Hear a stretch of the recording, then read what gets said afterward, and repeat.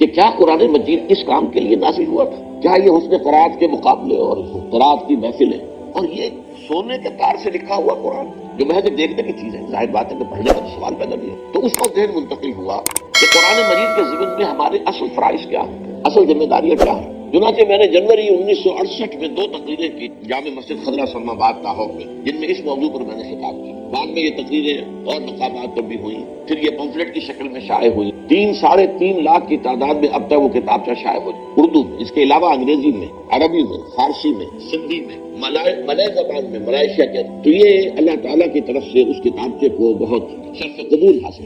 آج میں اسی موضوع کو چاہتا ہوں کہ اختصار کے ساتھ آپ کے سامنے رکھوں۔ معزز حاضرین اور محترم خواتین، السلام علیکم ورحمۃ اللہ وبرکاتہ۔ آج کی اس مبارک محفل کے حوالے سے میں آپ کو تقریباً 40 سال قبل کی طرف لے جانا چاہتا ہوں، جب نزول قرآن حکیم کا 1400 سالہ جشن ہمارے، یہ جنرل ایوب خان کی حکومت کا دور تھا۔ قرآن مجید کے نزول کو 1400 برس، اس زمانے میں آپ کو یاد ہوگا، جو میرے ہم عمر ہیں یا میرے آس پاس ہیں انہیں تو یقیناً یاد ہوگا کہ بہت سے جشن منائے جاتے تھے، جشن مہران اور جشن مولان، اور کہاں کہاں کے ان میں رقص و سرود کی محفلیں ہوتی، گانے بجانے کے پروگرام ہوتے۔ اسی زمانے میں اس ملک میں جو کچھ مزاج رکھنے والے، ذوق رکھنے والے لوگ تھے، ان کے لیے جشن نزول قرآن بھی طے کیا۔ اور کیا کیا گیا اس موقع پر؟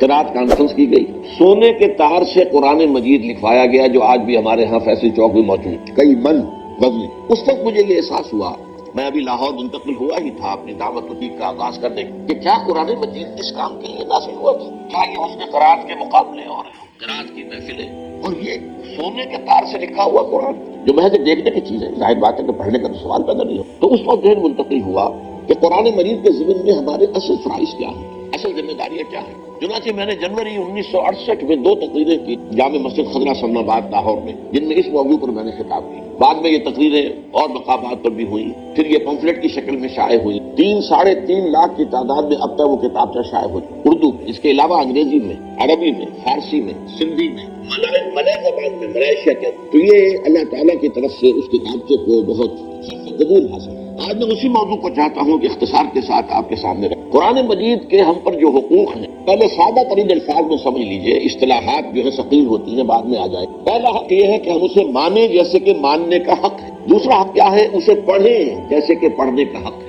تیسرا حق کیا ہے؟ اسے سمجھیں جیسے کہ سمجھنے کا حق ہے۔ چوتھا حق کیا ہے؟ اس پر عمل کریں جیسے کہ عمل کرنے کا حق ہے۔ اور پانچواں حق یہ ہے کہ اسے دنیا میں پھیلائیں جیسا کہ اس کو پھیلانے کا حق ہے۔ اب ذرا ایک ایک کر کے میں ان کے بارے میں آپ سے مختصر گفتگو کروں۔ ہم ماننے قرآن کو جیسے کہ ماننے کا حق ہے، اس کے لیے اصطلاح ہے ایمان، ماننا، ایمان۔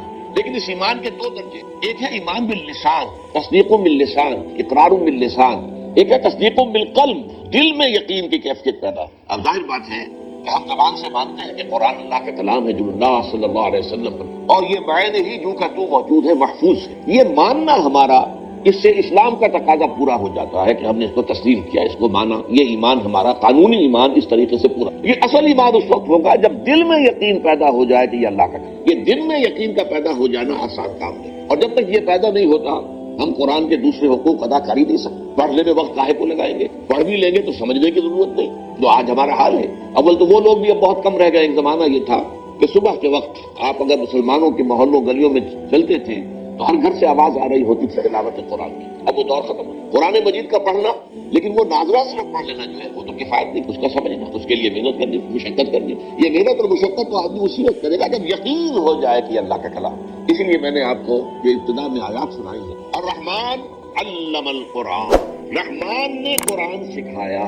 یہ رحمان کی رحمانیت کا مظہر عدم ہے کہ اس نے اللہ تعالیٰ نے اپنے بندوں کے لیے یہ قرآن نازل کیا۔ الرحمن علم القرآن خلق الانسان، انسان کو پیدا کیا، علمہ البیان، اسے بیان کی صلاحیت۔ اب یہ 4 آیتیں ہیں، اس وقت میں ان کے بارے میں تفصیل سے عرض نہیں کر سکتا، صرف اس نقطے پر دوبارہ زور دوں گا کہ اللہ تعالیٰ کا جو اسم گرامی الرحمن ہے، جس میں کہ رحمت خداوندی کی ایسی شان سامنے آتی ہے کہ جیسے ٹھاٹھے مارتا ہوا سمندر، اس شان رحمانیت کا مظہر عدم قرآن حکیم۔ دوسری میں نے آپ کو 2 آیتیں سنائی یونس کی، یا ایھا الناس، اے لوگو، قد جاءتکم موعظۃ من ربکم وشفاء لما فی الصدور وہدی ورحمۃ للمؤمنین۔ دیکھو تمہارے پاس آ چکی ہے نصیحت، موعظت تمہارے رب کی، اور جو تمہارے سینوں کے روگ ہیں ان کا علاج، ان شفا، اور ہدایت اور رحمت اہل ایمان کے۔ قل بفضل اللہ وبرحمتہ، اے نبی ان سے کہہ دیجئے کہ اللہ کے فضل، اس کی رحمت کا مظہر ہے کہ یہ قرآن نازل۔ فبذلک فلیفرحوا، تو اس پر خوشیاں منائیں کہ اللہ نے اتنا بڑا کرم فرمایا، اپنا کلام ہمیں عطا کر دی اور اس کی حفاظت کا ذمہ لے لیا۔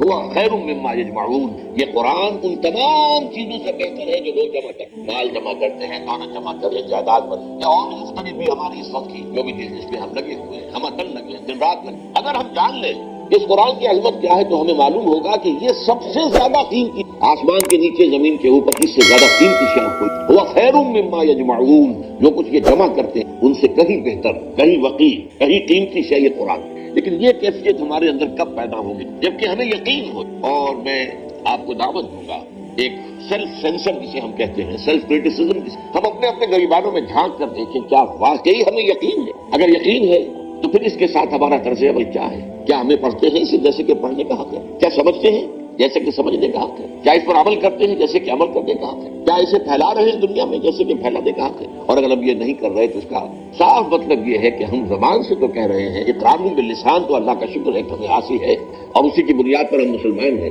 لیکن یقین قلبی کی نعمت سے ہم محروم۔ تو میں اس وقت دعا ہی کر سکتا ہوں کہ ہمیں اللہ تعالیٰ قرآن مجید کے منزل من اللہ کلام ہونے پر یقین عطا فرمائے، اس لیے کہ بعد کے جو حقوق ہیں وہ سب اسی کے اوپر جو ہے ان کا دار و مدار ہے۔ اب آئیے نمبر 2، اسے پڑھیں جیسے کہ پڑھنے کا حق ہے۔ قرآن مجید کے پڑھنے کے ضمن میں پہلی بات یہ کہ اس کی تجوید صحیح ہونی، مخارج صحیح ہو، ہمیں معلوم ہو قاف اور کاف میں کیا فرق ہے، عین اور حمزہ میں کیا فرق ہے، ہاں اور ہاں چھوٹی میں کیا فرق ہے۔ تو قرآن مجید کو تجوید کے ساتھ تجوید کے ساتھ اس کی تلاوت کرنا یہ ضروری۔ پھر یہ ہے کہ اسے اپنا روزانہ کا معمول بنانا، چنانچہ ہمارے صحابہ کرام رضوان اللہ تعالیٰ علیہ مجمعین کا تو معاملہ یہاں تک تھا کہ بہت سے صحابہ ہر ہفتے ایک مرتبہ قرآن ختم، ان میں سر فہرست حضرت عثمان بن عفان رضی اللہ تعالیٰ عنہ، ہر ہفتے قرآن مجید، یہ ان کے معمولات میں۔ یہی وجہ ہے کہ قرآن مجید کی آپ 7 منزلیں آپ دیکھتے ہیں۔ یہ 7 منزلیں کیوں تھی؟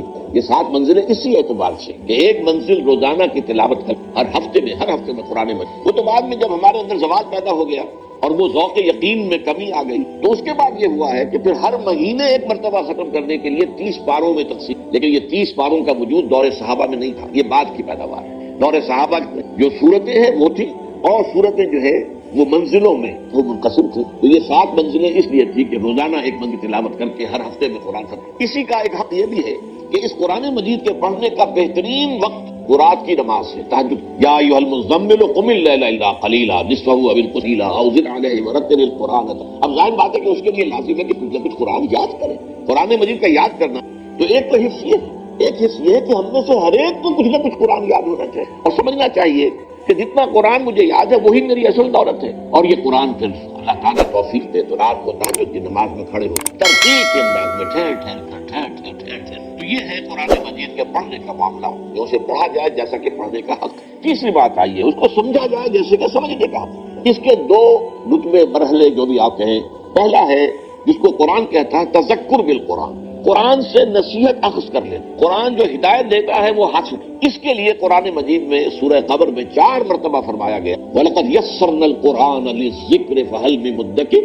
یہ نصیحت اخذ کرنے کے لیے، ہدایت اخذ کرنے کے لیے ہم نے قرآن کو آسان بنایا ہے۔ تو ہے کوئی تم میں سے کہ جو اس سے ذکر حاصل کرنا چاہے؟ قرآن اس اعتبار سے دنیا کی آسان ترین کتاب ہے، لیکن ایک شرط ہے چھوٹی سی، اس کو اس کی اپنی زبان میں پڑھا جائے۔ قرآن مجید نازل ہوا، عربی میں نازل ہوا اور عرب ہی پہلے مخاطب تھے، لہذا ان کے لیے تو بہت آسان کام تھا۔ حضور کی زبان مبارک سے قرآن ادا ہو رہا ہے اور ان کے قلوب پر اور ان کے اذہان میں اترتا چلا جا رہا ہے۔ انہیں کسی دقت کا سامنا نہیں تھا کہ پہلے وہ عربی سیکھے، عربی گرامر پڑھیں پھر قرآن مجید۔ لیکن یہ جو تذکر بالقرآن ہے، قرآن مجید سے نصیحت اخذ کرنا، ایک ہے قرآن مجید پڑھ کر صرف ثواب حاصل کرنا، میں اس کی بات تو ختم کر چکا۔ وہ تو جو تھا پڑھنا، جیسا کہ پڑھنے کا حق جو بیان ہو چکا، یقیناً تلاوت سے ثواب حاصل ہو اور آپ ظاہر بات ہے کہ اپنا وقت لگاتے ہیں، وضو کرتے ہیں، بیٹھتے ہیں، قبلہ رخ ہو کر بیٹھتے ہیں، پھر قرآن مجید کو پوری اس کی تعظیم کرتے ہوئے کھولتے ہیں اور پھر قرآن پڑھتے ہیں، تو آپ کی یہ محنت اور آپ کا جو وقت لگا ہے یہ اللہ تعالیٰ اس کو ثواب دے گا۔ لیکن ایک ہے تذکر بالقرآن، قرآن سے نصیحت اخذ کرنا، ہدایت اخذ کرنا، وہ صرف پڑھنے سے تو حاصل ہے جب تک کہ آپ اسے سمجھیں گے۔ اور اس کی پہلی منزل یہ ہے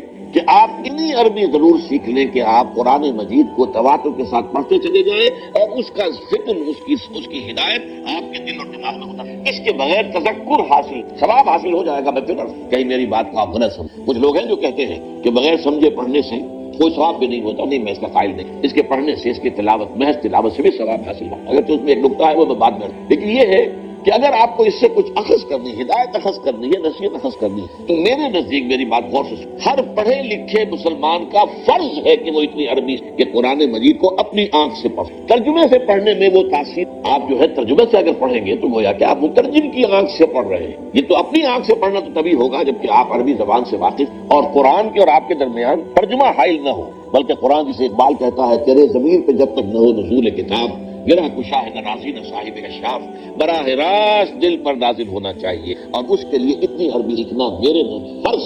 غور کیجئے، آپ نے ایم اے کیا ہے، بی اے کیا ہے، ایم بی اے کیا ہے اور تعلیم حاصل کی ہے، ڈاکٹری پڑھی ہے، اور عربی اتنی نہ سیکھ سکے کہ قرآن مجید کو پڑھ سکے، کیا جواب دیں گے اللہ کو؟ اللہ تعالیٰ کے سامنے حاضری ہوئی، قیامت پر ہمارا یقین یوم یقول الناس لرب العالمین، ہمیں حاضر ہونا ہے، جواب نہیں کرنی۔ تم نے میرے کتاب کی کیا قدر کی؟ تم نے اس کے لیے اتنی محنت بھی نہ کی، تم نے انگریزی اتنی پڑھی کہ انگریزوں کو پڑھا دو۔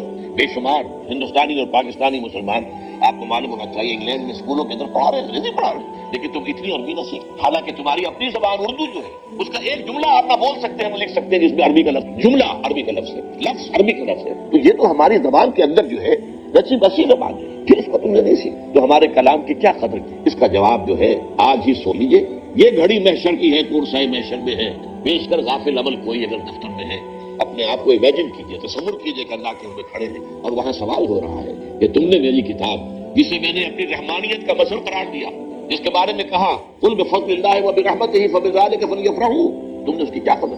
تو یہ ہے تذکر بالقرآن جو آسان ہے، لیکن اس کی عربی زبان کا اتنا فہم ضروری ہے کہ وہ براہ راست آپ اسے پڑھیں اور اس کا ذہن، اس کا فکر کی سوچ، اس کی ہدایت آپ کے قلب اور ذہن۔ اس سے آگے کا معاملہ ہے تدبر قرآن، افلا يتدبرون القرآن ام على قلوب اقفالها کتاب انزلناه الیک مبارک لیدبروا آیاته وليتذکر اولو الالباب۔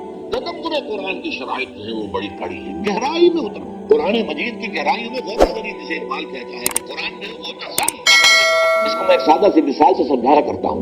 دیکھیے سمندر میں اگر کوئی آئل ٹینکر جو ہے وہ ٹوٹ جائے، حادثہ ہو جائے، لیک کر جائے، تو تیل جو ہے اس سے اتر نکل کر سمندر کی سطح پر رہتا ہے، وہ تیل نیچے نہیں جاتا۔ اب آپ کو معلوم ہے اوپر تو وہ تیل کی سطح ہے، اس کی ایک لیئر ہے، اور نیچے آپ کو معلوم ہے بہت میلوں جو ہے گہرا پانی۔ بالکل یہ معاملہ ہے کہ قرآن سے تذکر اخذ کر لینا تو ایسے ہے جیسے سمندر کی سطح کے اوپر وہ تیل ہے، بہت آسان تھا، لیکن قرآن کے علم و حکمت کی گہرائیوں میں اترنا وہ تو ایسے ہی ہے کہ جیسے موتی حاصل کرنے کے لیے غوطہ زنی کرنی پڑتی ہے اور سمندر کی تہ سے جا کر موتی حاصل۔ یہ تدبر قرآن ہے جس کے اعتبار سے میں آپ کو ایک مثال دے رہا ہوں۔ حضرت عمر رضی اللہ تعالیٰ عنہ کے ساتھ جاتے ہیں، حضرت عبداللہ ابن عمر رضی اللہ تعالیٰ عنہ وہ فرماتے ہیں میں نے صرف سورہ بقرہ 8 سال میں ختم، تب آپ غور کی، عربی ان کی اپنی زبان، اور شان نزول وہ تو ان کے سامنے نازل ہوا ہے، اس پورے ماحول کا وہ جست معلوم ہوا قرآن مجید کی گہرائیوں میں اترنا اور ان گہرائیوں تک رسائی حاصل کرنا آسان کام نہیں، اس سے لائف لانگ پروسیس۔ اور اس کا اصل کام کیا ہے آج کے دور میں؟ دیکھیے قرآن جس زمانے میں نازل ہوا، ابھی تمدن بہت سادہ تھا، ابھی انسان کا اجتماعی نظام وہ اتنا گمبھیر نہیں ہوا تھا جتنا آج ہو۔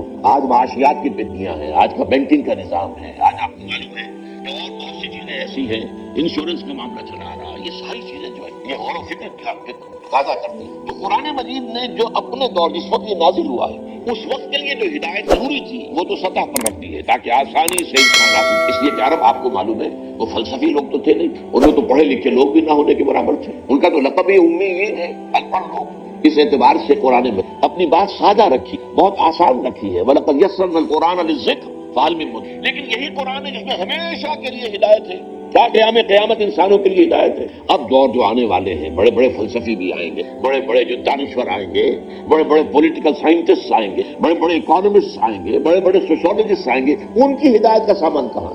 ان کی ہدایت کا سامان بھی اسی قرآن میں ہے، لیکن ان کے لیے جو ہدایت درکار ہے اس کے لیے گہرائی میں تدبر قرآن کرنا ہو، اس کے لیے صرف سطحی طور پر اتنی عربی پڑھ لینا کافی نہیں ہوگا کہ جس سے تذکر حاصل ہو جائے، بلکہ اس کی گہرائی میں غور و فکر کریں۔ نہ صرف یہ کہ عربی زبان بھی گہرائی میں جا کر وہ زبان جو اس دور کی زبان تھی جسے ہم دور جاہلی کہتے ہیں، اس دور کی زبان میں قرآن نازل، اس کا علم حاصل، اور پھر یہ کہ جدید دور کا بھی علم حاصل کہ ہمیں معلوم ہو کہ آج کے مسائل کیا ہیں، پہلے اس کا ادراک ہوگا، شعور ہوگا، ان مسائل کو آج انسان کیسے حل کر رہا ہے، اس میں کہاں درستی ہے کہاں غلط ہے، اس کو قرآن کے حوالے سے پہچاننا اور چھانٹنا، اور پھر قرآن سے ہدایت حاصل کر کے زندگی کے ہر گوشے کے لیے ہدایت لے کر آنا اور رہنمائی جو ہے اسے پیش کرنا، یہ تدبر قرآن کا مقصد۔ اس کے لیے تو ضروری ہوگا کہ لوگ جمع ہمت لوگ، با ہمت لوگ، نوجوان دور صحابہ میں ہمیں یہ روایت ملی کہ سب صحابہ کہتے ہیں کہ ہم حضور صلی اللہ علیہ وسلم سے جب 10 آیتیں پڑھ لیتے تھے تو اس وقت تک آگے نہیں بڑھتے تھے جب تک کہ اس کے پورے علم اور عمل کو اپنے اندر سموجھ، ان 10 آیتوں کا پورا علم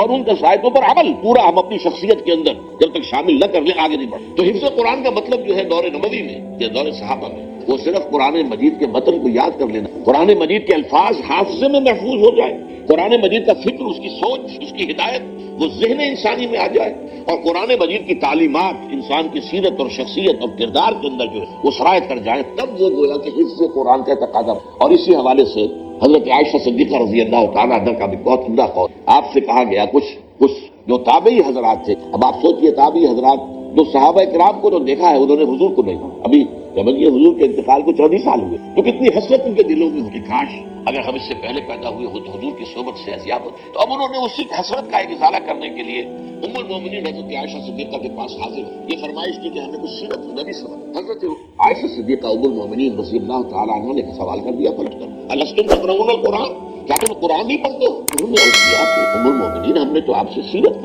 کی فرمائش کی ہے، قرآن تو پڑھتے۔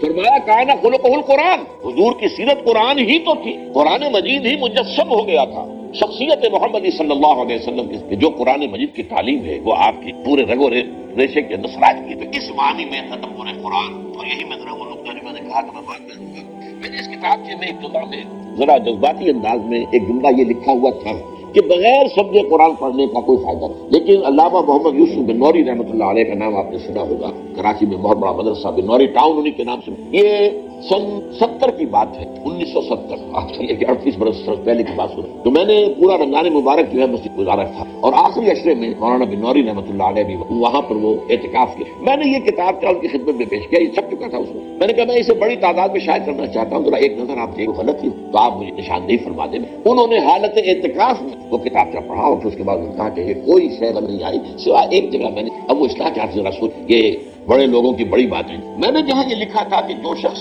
پڑھا لکھا ہونے کے باوجود، ایک تو وہ ہے وہ جاہل ہے بیچارہ، وہ کسان ہے، وہ دیہاتی، کچھ پڑھائی نہیں، پھر یہ کہ اب وہ اس عمر کو پہنچ گیا کہ پڑھنا لکھنا سیکھ نہیں، اس کا معاملہ تو اور ہے، وہ بغیر سمجھے قرآن پڑھے تو ثواب ملے گا، بلکہ یہاں تک میں نے لکھا تھا اگر قرآن مجید ناظرہ بھی نہیں پڑھ سکتا، وہ کھول کر بیٹھ جائے اور روتا ہوا وہ قرآن مجید کے حروف پر انگلی پھیرتا چلا جائے، اس سے ثواب تب بھی ملے گا کہ اس نے اپنا وقت لگایا ہے اور حسرت کے ساتھ کہ اللہ بس تیرے اس کلام کو پڑھنے کے، تو اسے ثواب ملے گا۔ لیکن جن لوگوں نے تعلیم اعلیٰ حاصل کی وہ اگر قرآن بغیر سمجھے پڑھیں گے تو انہیں کوئی فائدہ نہیں ہوگا، کوئی ثواب نہیں۔ مولانا بن نوری رحمۃ اللہ علیہ نے فرمایا کہ یوں کہو کہ ان کے تلاوت کے ثواب سے ہو سکتا ہے کہ نہ سمجھنے کا عذاب بڑھ جائے، یعنی یہ دونوں چیزوں کو سپلٹ کر دیا، ایک ہے تلاوت، وہ تلاوت اگر کر رہے ہیں پڑھے لکھے لوگ تلاوت کا ثواب تو ملے گا، لیکن پڑھے لکھے ہونے کے باوجود قرآن کو نہیں سمجھ رہا، یہ جرم جو ہے اس کی سزا بڑھ جائے، یہ انہوں نے اس کے اندر اور میرے نزدیک جو میں کہنا چاہتا تھا اس سے کہیں زیادہ بات واضح ہے۔ اب آئیے چوتھی بات، قرآن پر عمل کر، ظاہر بات ہے قرآن کے ماننے کا تقاضا یہی ہے، پڑھنا اسی ہے، سمجھنا اسی لیے کہ عمل کریں،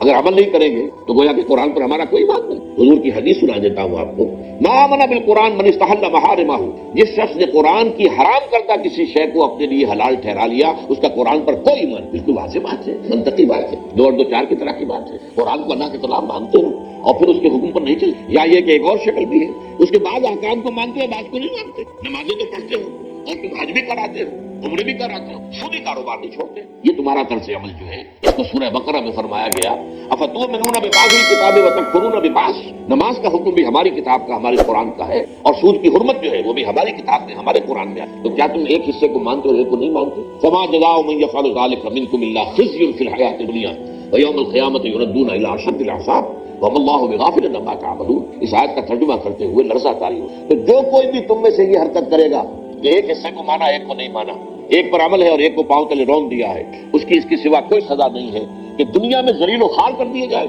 اور قیامت کے دن شدید ترین عذاب میں جھونک۔ نوٹ کیجیے اشد العذاب، اشد کا لفظ اردو میں بھی آپ بولتے ہیں، اشد، شدید ترین، اشد العذاب وما اللہ بغافل عما تعملون، اور جو کچھ تم کر رہے ہو اللہ اسے غافل ہے۔ اس عمل بالقرآن کے بھی 2 پہلو، اس کے لیے میں اصل میں آپ کو ان اصطلاحات میں قرآن سے ذرا مانوس کر دینا، حکم بالقرآن اور اقامت ما انزل من اللہ، یہ 2 اصطلاحات ہیں۔ حکم بالقرآن، قرآن کے ذریعے سے فیصلہ کرنا، کیا صحیح ہے کیا غلط ہے، قرآن کے حوالے سے اپنی جو رائے بنانی ہو قرآن کے ذریعے سے بنانا۔ اس کے لیے سورہ مائدہ میں ایک ہی رکوع میں 3 فتوے اللہ کے آئے ہیں، ذرا نوٹ، وَمَن لَّمْ يَحْكُم بِمَا أَنزَلَ اللَّهُ فاولئک هم الکافرون ومن لم يحكم بما انزل الله فاولئک هم الظالمون ومن لم يحكم بما انزل الله فاولئک هم الفاسقون. 7واں رکوع سورہ مائدہ کا یہ 3 دفعہ یہ بات آ گئی. جو لوگ اللہ کی اتاری ہوئی شریعت اور اللہ کی اتاری ہوئی ہدایت کے مطابق فیصلے نہیں کرتے وہی تو کافر ہیں، وہی تو مشرک ہیں، ظالم ہیں. اور ظالم قرآن مجید کی اصطلاح میں مشرک کے لیے آتا ہے، ان الشرک لظلم عظیم.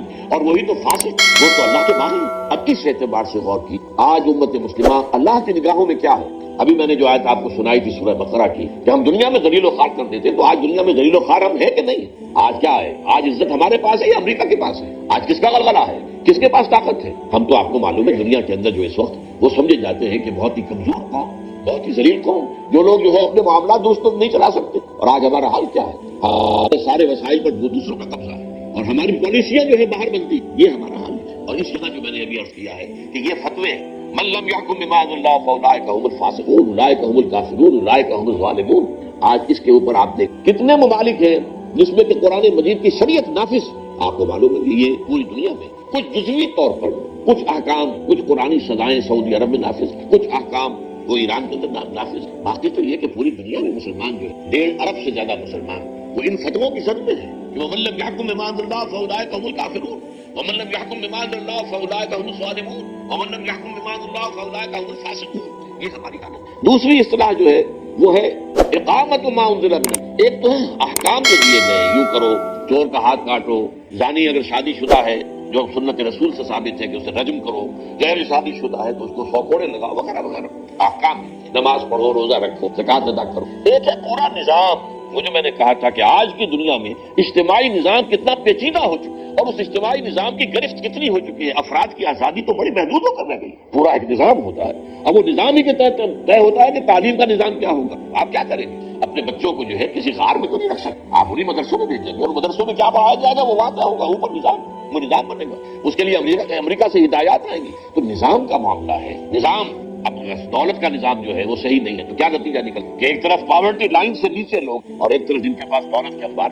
یہ ساری تفریق میں کیوں ہو رہی ہے کہ وہ نظام عدل جو اللہ نے دیا تھا، جو اس کے رسول نے قائم کیا تھا صلی اللہ علیہ وسلم، جو دور خلافت راستہ میں قائم رہا تھا، وہ نظام ہم نے قائم نہیں کیا. اس نظام کو قائم کرنا یہ ہے اقامت ما انزل من اللہ. قائم کرنا اس کا جو کچھ کے نازل کیا گیا ہے اللہ کے. یہ قیام ایسی ہے جیسے ہم کہتے ہیں اقیم الصلاۃ، ایک ہے نماز پڑھنا، ایک ہے اقامت الصلاۃ، نماز کا نظام قائم کرنا. اسی طرح دین کا نظام قائم کرنا.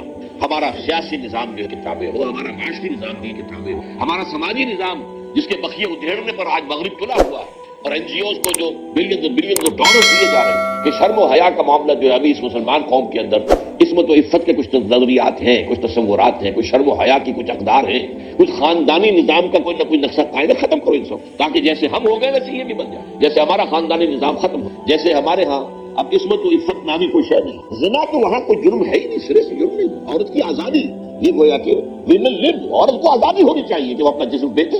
آپ کون ہوتے ہیں راستے میں رکاوٹ ڈال دیں؟ اور یہ معاملہ طے ہو چکا ہے United nations assembly Beijing +5 conference جو ہوئی تھی نیو یارک میں، جو جنرل اسمبلی تھی یونائیٹڈ نیشنز کی، اس کے تحت طے کیا گیا ہے. تو بہرحال یہ صورتحال میں آپ کو بتا رہا تھا. اس نظام کو قائم کرنا، اس کے لیے وہ جو سورہ فتح کی آخری آیات هو الذي ارسل رسوله بالهدى ودين الحق ليظهره على الدين كله، وہی اللہ جس نے بھیجا ہے اپنے رسول کو صلی اللہ علیہ وسلم الہدا قرآن ودین حق، اور وہ نظام اجتماعی جو حق پر مبنی ہے، عدل پر مبنی ہے، تاکہ اسے غالب کرے پورے کے پورے نظام پر. چنانچہ سیرت النبی کا یہی تو حاصل ہے. 23 برس کی محنت و مشقت کا نتیجہ کیا تھا اور کون سی تکلیف آپ نے نہیں جھیلی؟ آپ غور کی، آپ کے ساتھ کیسی کیسی سختیاں تھی، آپ کے صحابہ نے کیسی کیسی سختیاں اٹھائی. کس لیے؟ تاکہ اللہ کے دین کے نظام کو قائم کرے. انا اقیم الدین ولا تتفرقوا. اور بالآخر وہ وقت آیا سینکڑوں صحابہ کو جام شہادت نوش کرنا پڑا. حضور جو ہے زخمی ہوئے، حضور کا خون آپ کو معلوم ہے 2 دفعہ زمین میں جذب ہوا، طائف کی گلیوں میں بھی جذب ہوا ہے اور وادی احد کے اندر بھی آپ کا خون جذب. پھر کہیں جا کر وہ نظام قائم ہوا. اس نظام کے بارے میں قرآن مجید میں اہل کتاب سے خطاب کر کے کہا گیا ہے قل یا اہل الکتاب، اے نبی کہہ دیجیے ان اہل کتاب سے، لستم علی شیء حتی تقیموا التوراۃ والانجیل وما انزل الیکم من ربکم. تمہاری کوئی حیثیت ہماری نگاہوں میں نہیں. تم اپنی جگہ سمجھتے ہو کہ we are the chosen people of the lord, ہم تو اللہ کے لاڈلے ہیں، اللہ کے بڑے بہت ہی چہیتے ہیں، لیکن اللہ کی نگاہ میں تمہاری کوئی وقت کوئی حیثیت نہیں. لستم علی شیء حتی تقیموا التوراۃ والانجیل وما انزل الیکم من ربکم. جب تک کہ تم قائم نہیں کرتے تورات اور انجیل کو، جس کو تم مانتے ہو کہ اللہ کا کلام، اس کو تو قائم کرو. اگر اس کو بھی قائم نہیں کرتے تو اس کا مطلب یہ ہے کہ تمہارا اس پر ایمان نہیں، تو تمہاری کوئی حیثیت ہماری نگاہ میں نہیں. آج اسی آیت کو ہم ذرا 10 بدل کر سمجھے. یا اہل القرآن، لستم علی شیء حتی تقیموا القرآن وما انزل الیکم من ربکم، اے قرآن کے ماننے والوں، قرآن کے دعوے داروں، قرآن پر یقین رکھنے والوں، قرآن کی محفلیں منعقد کرنے والوں اور قرآن کی قرأت کے لیے کے مقابلے منعقد کرنے والوں، تمہاری کوئی حیثیت نہیں، کوئی تمہاری ہماری نگاہ میں وقت نہیں جب تک کہ تم قرآن کو قائم نہیں کرو، قرآن کے نظام کو دنیا میں قائم کرو، نظام سیاسی، نظام معاشی، نظام معاشرتی، جیسا کہ حضور نے محمد رسول اللہ والذین معہ، اسی آیت میں آگے آپ کو معلوم ہے اگلی آیت یہی تو ہے، اللہ کے رسول محمد اور وہ جو آپ کے ساتھی تھے ایمان لائے، ان کی جو خوچکاں جد و جہد تھی، جہاں غسل محنت اور مشقت تھی، یہ جو بھی کچھ 23 برس کے اندر حضور نے سختیاں جھیلی اور صحابہ کے نتیجے میں جاء الحق وزهق الباطل ان الباطل كان زهوقا، اس کے بعد نتیجہ نکل آیا، حق آ گیا، حق قائم ہو گیا، حق نافذ ہو گیا، اللہ کا دین، اللہ کی پوری شریعت نافذ ہو گئی، یہ نہیں کہ کچھ احکام نافذ ہو گیا کچھ چھوڑ دیے، ٹوٹل لستم علی شیء حتی تقیموا التوراۃ وما انزل الیکم، تو یہ ہے قرآن پر عمل کے، ایک ہے حکم بالقرآن، قرآن ہی کے ذریعے سے، قرآن ہی کے ذریعے سے اپنی آراء بنانا، ایک ہے اقامت ما انزل من اللہ، جو قرآن تم پر نازل کیا گیا ہے اس کو قائم کرو، اس کا نظام کرو۔ اب دیکھیے آخری چیز رہ گئی، اس قرآن کو پھیلاؤ، اس کو عام کرو۔ قرآن مجید صرف تمہارے لیے نازل، نوٹ کر لی، حضور صلی اللہ علیہ وسلم کی بعثت صرف عرب کے لیے نہیں تھی، اگر صرف عرب کے لیے ہوتی تو آپ کا کام مکمل ہو گیا، عرب کے لیے تو نہیں، وما ارسلناک الا کافۃ للناس بشیر، تو فرما دیا گیا اے محمد صلی اللہ علیہ وسلم، ہم نے آپ کو نہیں بھیجا ہے مگر تمام نوع انسانی کے لیے بشیر و نذیر۔ تو اب ظاہر بات ہے کہ یہ قرآن جو اترا ہے، اگرچہ حضور نے صحابہ کرام کو پڑھایا، لیکن یہ کہ اس سے آگے کی پوری نوع انسانی کو کون پڑھائے گا؟ کیا چینی حضور کے امت دعوت میں شامل نہیں تھے؟ تو چین تک تو پیغام حضور کے ذریعے نہیں پہنچ سکتا۔ کیا یورپ میں رہنے والے جو ہیں وہ امت دعوت، دیکھیے ایک ہے امت اجابت، جنہوں نے حضور کو قبول کیا وہ امت اجابت کہتے، اور جن کی طرف حضور کو بھیجا گیا وہ امت دعوت کہلاتے ہیں۔ پوری نوع انسانی امت دعوت ہے، پوری نوع انسانی تک حضور کو بھیجا گیا، لہذا اس کا اب ذمہ دار ٹھہرایا گیا امت مسلمہ کو، مسلمانوں۔ اب تمہارا کام یہ ہے، میں نے تمہیں پہنچایا، تم آگے۔ یہی وجہ ہے کہ خطبہ حجۃ الوداع میں جو کہ انتہائی اور بارکۃ العراء خطبہ اور نہایت جامع خطبہ ہے، اس کے آخر میں ایک طرف تو حضور نے صحابہ کرام سے گواہی لے لی، الا هل بلغت، لوگوں میں نے پہنچا دیا یا نہیں، اور پورے مجمع نے بیک زبان کہا انا نشهد انك قد بلغت الرسالة واديت الامانة ونصحت الامة وکشفت الغمة، ہاں اے نبی صلی اللہ علیہ وسلم ہم گواہ ہیں، آپ نے رسالت کا حق ادا کر، آپ نے امانت کا حق ادا کر، یہی امانت تھی آپ کے پاس، ہمارے لیے اللہ نے بھیجا تھا آپ کے ذریعے سے، تو آپ کے پاس تو یہ امانت تھی، آپ نے امانت کا حق ادا کر دیا، ہمیں پہنچا دیا، اور آپ نے گمراہی کے اندھیارے جو ہیں ان کے پردے چاک کر دی، اور آپ نے امت کی نصیحت اور حق اور ان کی خیر خواہی کا حق ادا کر دی۔ 3 دفعہ حضور فرمایا الا هل بلغت، اور جواب ملا انا نشهد انك قد بلغت الرسالة واديت الامانة ونصحت الامة، 3 دفعہ، اور اس کے بعد انگلی انگشت شہادت اٹھائی آسمان کی طرف اور پھر لوگوں کی طرف، اللہم اشہد اللہم اشہد اللہم اشہد، اللہ تو بھی گواہ رہے کہ یہ جو بوجھ آیا تھا میرے کاندھے پر، جس کے لیے سورہ مدثر، سورہ مزمل میں فرمایا گیا تھا انا سنلقی علیک قولا ثقیلا، یہ قول ثقیل، یہ بڑی ذمہ داری، بھاری ذمہ داری، اس قرآن کا پہنچا دینا، میں نے پہنچا دیا ہے اور یہ مان رہے ہیں کہ میں نے پہنچا دیا، یہ قیامت میں اس کا سوال جو ہے ہوگا انبیاء اور رسول سے، ہم نے جو بات تم تک بھیجی تھی تم نے پہنچا دی تھی کہ نہیں؟ لہٰذا یہاں حضور نے گواہی لی، اور اس کے بعد فرمایا فَلْيُبَلِّغِ الشَّاهِدُ الْغَائِبَ، اب جو یہاں موجود ہیں ان کا کام ہے کہ ان کو پہنچائیں جو یہاں موجود، اب پوری دنیا تک اس قرآن کا پہنچانا تمہاری ہے۔ اور آپ کو معلوم ہے اس کے بعد جو دور خلافت راشدہ ہے اس میں کہاں کہاں تک قرآن پہنچا، کہاں کہاں تک دین پہنچا، کتنے بڑے رقبے کے اوپر اللہ کا دین قائم ہوا، نظام قائم ہوا خلافت راشدہ کے۔ وہ تو یہ کہ ایک یہودی سازش عبداللہ ابن سبا کی، جس نے آپ کو معلوم ہے کہ وہ انٹرنل سیبوٹاج کی اور آپس میں لڑا دیا مسلمانوں کو، اور حضرت عثمان رضی اللہ تعالیٰ عنہ کی شہادت کے بعد حضرت علی رضی اللہ تعالیٰ عنہ کے دور خلافت میں خانہ جنگی جاری رہی، اور 1 لاکھ کے قریب مسلمان ایک دوسرے تلواروں اور نیزوں سے ختم ہوئے، تب وہ سیلاب رک گیا، سیلاب کا بہاؤ ختم ہو گیا، جسے ڈرائیور لوگ کہا کرتے ہیں کہ گاڑی کا موشن ٹوٹ گیا، چڑھائی پر اگر گاڑی چڑھ رہی ہو، ٹرک ہے، لوڈنگ ہے، اگر اس کو وہاں رکنا پڑ گیا تو اب بڑی قیامت ہوتی ہے یہ کہ اسے دوبارہ سٹارٹ کرنا جو ہے، جب تک کہ آپ بریک سے پاؤں نہیں ہٹائیں گے تو آگے کیسے بڑھے گی، اور بریک سے پاؤں ہٹاتے ہی وہ نیچے کو پیچھے کی طرف اترنا شروع ہو جائے گی۔ تو یہ جو کہتے ہیں کہ یہ اصل میں موشن ٹوٹ گئے، تو عالم اسلام کا جو بھی سلسلہ چل رہا تھا اور اسلام کی دعوت و تبلیغ، اور صرف دعوت و تبلیغ نہیں، جیسا کہ حضور نے عرب میں صرف دعوت و تبلیغ نہیں کی، دین کو قائم، اسی طرح اس سیلاب میں صرف دعوت و تبلیغ نہیں تھی بلکہ دین کو قائم کرنا بھی تھا، نظام اللہ کا قائم ہوا۔ اب اس کے لیے محنت کرنا، جدت کرنا، اس کے لیے آدمی پہلے قرآن سے سمجھے، اسی لیے اس کے لیے فرمایا، حضرت عثمان رضی اللہ تعالیٰ عنہ سے روایت ہے، اور یہ بخاری شریف کی روایت ہے، جو آپ کو معلوم ہے کہ جو احادیث کے مجموعے ہیں ان میں سے ٹاپ کا مجموعہ جو ہے صحیح بخاری، حضرت عثمان رضی اللہ تعالیٰ عنہ فرماتے ہیں، ارشاد فرمایا خیرکم من تعلم القرآن وعلمہ، لوگوں جان لو تم میں سے بہترین لوگ وہ ہیں جو قرآن سیکھیں اور قرآن پڑھیں اور پڑھائیں. یہاں تک فرمایا گیا ہے کہ بلغوا انی ولو آیۃ، پہنچاؤ میری جانب سے اور میں بہاف، کیونکہ میں پوری نوع انسانی کے لیے بھیجا گیا ہوں. اور ظاہر بات ہے کہ میرے پیغام کو اطراف و اکناف عالم تک پہنچانا، اس کے لیے تو محنت کرنی. میں نے بے شک محنت کی، میں نے تکلیفیں اٹھائی، میں نے فاقے جھیلے، میں نے پتھراؤ اپنے جسم اثر پر برداشت کیا. کیا نہیں، کون سی تکلیف ہے جو حضور کو نہیں آئی صلی اللہ علیہ وسلم. ہم حضور کے امتی بنے پھر، لیکن ہم نے اس دین کے لیے، اس قرآن کے لیے، اس دین حق کے لیے کتنی محنت کی، کتنی مشقت جھیلی، کتنی قربانی دی، کیا بھاگ دوڑ کی. اس اعتبار سے قابل غور مسئلہ ہے. اس لیے کہ دنیا کو ہمارے خلاف جو ہے مقدمہ لے کر آ جائے گی اللہ کی عدالت. اللہ تیری کتاب ان کے پاس تھی، یہ خزانے کا سانپ بن کر بیٹھے رہے، نہ انہوں نے خود عمل کیا نہ ہمارے تک پہنچایا. تو اصل مجرم تو پھر یہ مدعی تھے کہ اللہ کا کلام ہے جو ہمارے پاس ہے، اور بڑے شوق سے محفلیں بھی منعقد اور سارا کوئی معاملہ ان کا جو ہے ہوتا، حفظ بھی کرتے تھے، یاد بھی کرتے تھے، پڑھتے بھی تھے، تراویح میں سنتے بھی تھے، بات کھڑے ہو. لیکن یہ ہے کہ انہوں نے قرآن ہم تک تو نہیں پہنچایا. تیرے نبی کی امانت جو ان کے پاس تھی، انہوں نے خیانت کی، ہم تک نہیں پہنچائی. تو ظاہر بات ہے کہ اس کی جواب دہی جو ہے امت مسلمہ کو. میں نے یہ چند باتیں آپ ان پر غور کی، اور اللہ تعالیٰ آپ حضرات کو جو بھی اس ابھی عمر کی اسٹیج میں ہیں کہ عربی زبان سیکھ سکتے ہیں، اور بہت مشکل نہیں ہے، ذرا سی محنت رکھا، تھوڑی سی عربی کا جو ہے گرامر کا شعور ہو جائے تو پھر آپ کو معلوم ہوگا کہ یہ تو ہماری زبان ہی کی طرح ہے. اور خاص طور پر قرآن کی عربی جو نہایت سادہ ہے، بہت عمدہ ہے. وَلَقَدْ يَسَّرْنَا الْقُرْآنَ لِلذِّكْرِ فَهَلْ مِن مُدَّكِرٍ. سلیس زبان میں ہے، عربی سلیس، اور عربی یہ مبین، اسے قرآن مجید خود کہتے ہیں. اسے موٹو بنا لیں، خیرکم. اب نوٹ کی یہ حضور کا فرمان ہے. اگر ہمیں کچھ بھی ایمان اور یقین ہے حضور کی نبوت اور رسالت پر، تو اس کی اہمیت کو سمجھنا. ہمارے نزدیک زیادہ بہتر کون ہے؟ جو زیادہ اونچے چلے گئے کاروبار میں، زیادہ اونچے چلے گئے ملٹی نیشنل کی ملازمت کے اندر. ہمارے ہاں کامیاب کون ہیں؟ جنہوں نے کسی سائنس کے میدان میں جو ہے اونچا مقام حاصل کر لیا، وغیرہ وغیرہ. حضور کچھ اور فرما رہے ہیں صلی اللہ علیہ وسلم، خیرکم.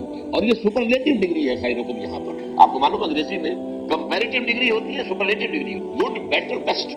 بیٹر کے بعد بیسٹ آتا ہے. عربی زبان میں دو ہی ہیں، یہ جو ایک اس کے بعد اگر من لگ جائے گا تو اس کے معنی ہو گئے کمپیریٹو. انا خیر من ہو، یہ ابلیس نے کہا تھا کہ میں اس آدم سے بہتر ہوں. من لگ گیا تو یہ بہتر کا ترجمہ، اور اگر من نہ لگا ہو تو پھر یہ سپرلیٹو ڈگری ہوگی. خیرکم، تم میں بہترین لوگ وہ ہیں جو قرآن سیکھے اور سمجھے اور پڑھے اور پڑھائیں، اور پھر اس سے آگے بڑھ کر اللہ تعالی ہم سب کو توفیق اس قرآن کے نظام کو دنیا میں قائم کر. یہ مملکت خداداد پاکستان جس کو اس وقت بہت شدید خطرات لاحق ہیں، اللہ تعالیٰ جو ہے اس پاکستان کی حفاظت، لیکن اس کی حفاظت اسی طور سے کہ ہم یہاں پر اللہ کے دین کو، مملکت خداداد پاکستان ہے، سلطنت خداداد پاکستان، یہاں اللہ کے ان کو قائم کرے، جہد کرے. اور اس کے لیے آپ تلاش کریں. یہ کام بغیر جماعت کے تو ممکن نہیں ہے. یہ تو انفرادی طور پر تو نہیں ہو سکتا. قرآن کا پڑھنا پڑھانا انفرادی طور پہ ہو سکتا، یا انفرادی یا کوئی ادارے قائم ہو جائیں، یا مدرسے قائم ہو گئے، یا انسٹیٹیوشن قائم ہو گئے، اکیڈمیز قائم ہو گئے. لیکن دین کو قائم کرنے کی جد و جہد کے لیے تو ایک جماعت درکار ہے. علیکم بالجماعۃ، ید اللہ علی الجماعۃ. اور اس کے لیے یہ ہے کہ جماعت کون سی، آئیے آپ کا کام ہے تلاش کریں کون کون سی جماعتیں مدعی ہیں اس کی کہ وہ دین کو قائم کرنے کی جد و جہد کر رہی ہیں. ان کا قریب سے مطالعہ کریں جا کر، ان کا طریقہ کار کیا ہے، اور یہ اسوہ رسول سے کس حد تک قریب ہے یا نہیں ہے.